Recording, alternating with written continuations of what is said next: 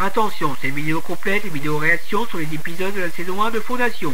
Il est donc conseillé de les visionner avant de regarder ce bilan qui est bien entendu rempli de spoilers. Sur ce, bonne vidéo à vous. Pacron, vous êtes sûr que vous voulez pas qu'on vous récupère avant de commencer? Non merci, je très bien où je suis. Vous savez, depuis que j'ai ouvert cette scène, j'ai vu de bonnes séries, j'ai vu de mauvaises séries.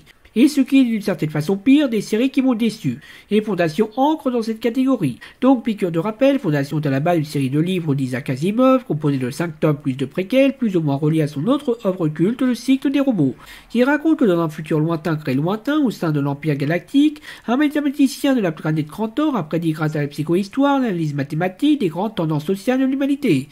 La suite de l'Empire des 6 siècles et 30 000 ans de ténèbres pour la galaxie. Avant qu'on ne lui coupe la tête, Harry propose d'envoyer sur une planète paumé du nom de Terminus, des colons chargés de garder de côté une encyclopédie galactique qui permettra de réduire à 1000 ans la période de transition. Période qui servira en réalité au groupe de Seldon, alias sa fondation, de fonder un deuxième empire galactique après un certain nombre de crises Seldon, comme la menace des royaumes barbares, celle du premier empire, ou d'un mutant capable de contrôler les émotions des autres. Fondation a longtemps été jugée inadaptable, parce que ça se déroule sur des siècles, il y a beaucoup de blabla, ça s'ancre plus sur une grande histoire que sur des personnages, ça manque de grammaire, du moins à première vue, il n'y a pas des masses de moments d'action. En clair, ce n'est pas créé de hollywoodien, ce qui ne les a pas empêchés d'essayer. C'est d'abord Union Cinéma qui s'y est collé dans les années 90 avant de décider d'adapter Le Seigneur des Anneaux, une autre licence réputée inadaptable. Ce fut ensuite le tour de Columbia Sony en 2008 qui ont engagé comme réalisateur un certain Rollo Emery, ce qui n'a rien donné. Ce fut ensuite le tour de HBO en 2014 avec cette fois Jonathan Nolan, ce qui n'a rien donné non plus. Ce fut finalement Apple qui ont ramassé la mise et engagé David S. Goyer, un habitué des films DC, et Josh Friedman qui a bossé sur la franchise Terminator, et qui ont réussi à prouver que Fondation était bien inadaptable, ou en tout cas prouver que eux étaient incapables de l'adapter. Pourtant au départ ça commençait bien, l'épisode 1 est une bonne transcription du chapitre 1 sur le procès de Seldon, on comprend assez vite comment le personnage fonctionne, ainsi que la psychohistoire et les enjeux de cette histoire. Et les ajouts comme la dynastie génétique des empereurs Cléon étaient tout à fait pertinents, en montrant de façon claire pour le spectateur que l'empereur est en voie de dégénérescence. Bien sûr, c'est un peu plus subtil dans les bouquins, on insiste plus sur le fait que l'empereur est de façon trop gros et que certaines technologies commencent à se perdre. Par exemple, le fait qu'il ne savent plus comment marche leur centrale nucléaire. Ce qui est un peu montré avec l'ascenseur spatial qui n'est jamais réparé après l'attentat qu'il a subi. Quant à l'histoire de Vokisme, je rappelle que Gaël Dornick est une passe blanche dans le bouquin. Son sexe n'a pas la moindre importance. Et tout Demetzel est-elle censée, c'est bien dit censé, être Air Daniel Olivav, un robot humanoïde qui veille sur l'humanité depuis 20 000 ans, en 20 000 ans sans des enveloppes, c'est tout à fait normal. Là où ça devient un peu plus litigieux, c'est avec Savoir Aldine. Déjà parce que le personnage est plus caractérisé, et aussi parce que 3 persos principaux féminisés, ça commence à faire beaucoup. Sans compter qu'on se rend vite compte que la Fondation est peuplée majoritairement de métis noirs asiatiques et l'Empire de blanc. Et que même Seldon, qui est joué par un caucasien, le personnage le plus moralement ambigu du côté de la Fondation.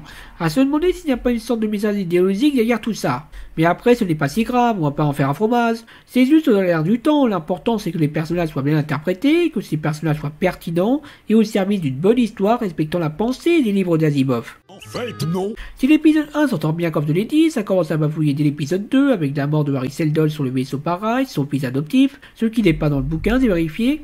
Ensuite, c'est la crise avec Anacréon qui a très vite plus aucun rapport avec ce qui se passe dans le livre, vu que au lieu de vouloir annexer Terminus pour la changer en réserve de domaine féodaux, on part sur l'attaque directe de la colonie, non pas pour la laisser, mais pour récupérer ceux dont les Anacréoniens auront besoin pour retaper un vaisseau de guerre nommé l'Invactus, qui est la façon manie de sauter d'un point à l'autre de la galaxie dans un cycle sans fin. Pour le retaper, utilisé pour attaquer Crantor qui les a bombardés 30 ans auparavant. Sans compter toute l'histoire entre Gaël et Salvor qui vient de faire exploser sa population. Qui n'est plus rien d'autre à ce stade qu'une interprétation très libre des bouquins. Principalement parce que Gaël et Salvor sont des personnages un peu agaçantes, on va dire, sans être des Marissous non plus. On nous fait assez vite comprendre que ce sont des élus, qu'elles ont un destin à accomplir, un grand rôle à jouer dans cette histoire. Le problème, c'est que c'est pas du tout ça, Fondation. Dans Fondation, les personnages ne jouent pas un rôle dans l'histoire, ils sont au service de l'histoire. Car la psychohistoire ne tient pas compte des destins individuels, mais s'occupe seulement des grandes orientations sociales. Par exemple, Seldon aurait prédit les Huns mais pas Attila, l'Empire romain mais pas César, et la Révolution mais pas Napoléon. Vous voyez la nuance? Là, Goyer donne l'impression qu'il adapte Star Wars, avec une rébellion des Antilles devant lutter contre la tyrannie de l'Empire galactique, un maître de l'ombre manipulateur contre lequel devront s'opposer les zones Padawan ayant reçu la mission de rétablir l'équilibre dans la galaxie, sans compter une référence tellement évidente. Je suis ta fille. Non. Ce n'est pas vrai. C'est impossible. Non mais sérieux, vous voulez vraiment faire une série Star Wars? Sans compter que le massacre ne s'arrête pas là concernant la Fondation. On a la réplique fictive de Salvor, l'ambulance est le dernier opus de l'incompétence qui est ramené au niveau d'une morale de boomer. On a des médecins qui ne respectent pas des masses et croient loin de la robotique, qui ne sont de toute façon pas présents, tout comme le fait que Eto des médecins soit R. Daniel Oliva, vu que c'est un personnage du cycle des robots et que Apple n'a pas les droits dessus. Pardon? Non mais vous plaisantez là. Le cycle des robots est très lié au cycle de Fondation. Faire le second sur le premier, c'est comme faire un bon repas sans fromage. Et ça va être super marrant quand ils voudront adapter Terra Fondation. Quant à la seconde fondation, on repassera sur le fait que Seldon prévoit de la mettre sur sa planète natale Helicon au lieu de Crantor. Mais bien sûr, le mulet aura dû à réfléchir 10 secondes pour la trouver celle-là. Sinon, je sais ce que vous êtes en train de vous dire. Mais Yann, depuis tout à l'heure, tu parles que de l'adaptation. Pourtant, le Seigneur des Anneaux aussi prend beaucoup de liberté, et il écrit bien. Oui, c'est vrai, le trilogie de Seigneur des Anneaux écrit bien, malgré qu'elle soit moyennement fidèle au livre. Mais parce que Jackson avait compris leurs propos et a su l'adapter au format cinéma, alors que Goyer n'a fait que reprendre la dossier actuelle d'Hollywood. Et même en oubliant les bouquins, ce n'est pas génial du tout. La partie sur Terminus, ça s'est téléphoné, il y a parfois des fulgurances, mais pas très souvent.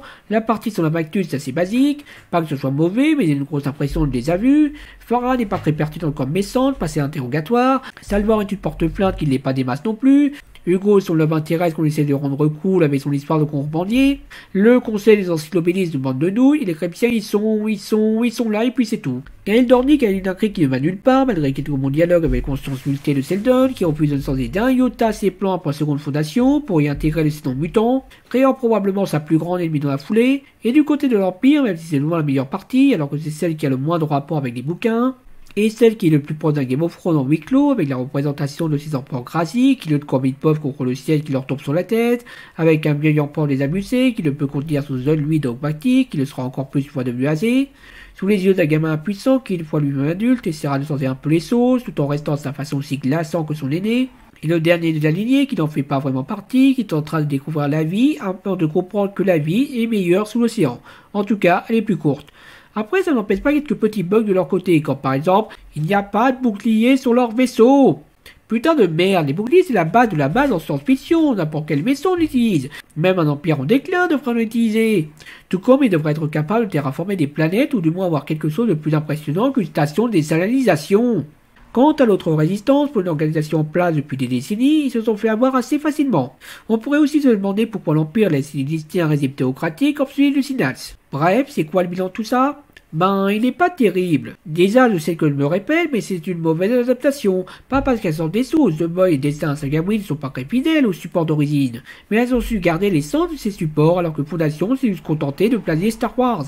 Et c'est très décevant de la part d'Apple, qui est plus gros que Disney, Netflix et Amazon Prime. Avoir plus de moyens ne vous rend pas automatiquement meilleur, mais avec tout le budget que Apple a mis dans Fondation, il aurait aussi pu engager un bon scénariste avec cet argent.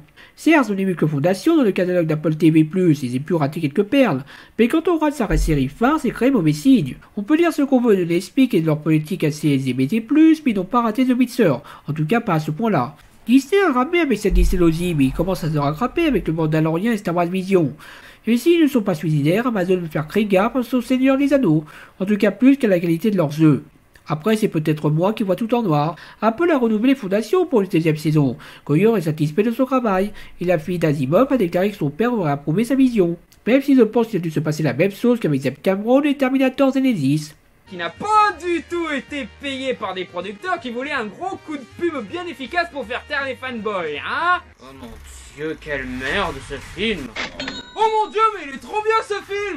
Merci d'avoir regardé cette vidéo. Si vous a plu, n'hésitez pas à la partager, la liker, laisser un commentaire. Et rendez-vous probablement en 2022 pour la 2e saison de Fondation. Et à bientôt pour de nouvelles critiques de l'organisation Krell.